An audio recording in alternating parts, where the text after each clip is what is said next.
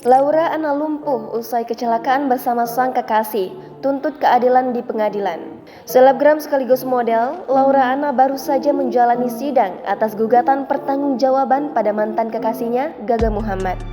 Laura sudah tidak bisa berdiam diri lagi melihat mantan kekasihnya, Gaga Muhammad, tak bertanggung jawab pada dirinya yang sudah lumpuh total. Selebgram 23 tahun itu ingin mendapatkan keadilan dari apa yang ia alami saat ini.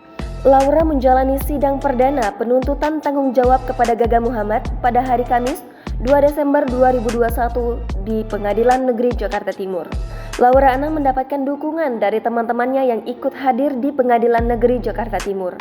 Sekedar informasi, Laura menuntut tanggung jawab kepada Gaga Muhammad yang membuat dirinya lumpuh total dalam sebuah kecelakaan mobil yang terjadi pada 8 Desember 2019 silam.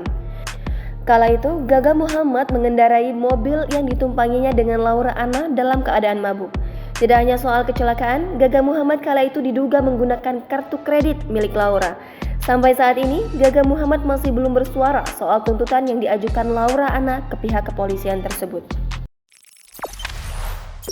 Jangan lupa subscribe, share, komen, dan like ya!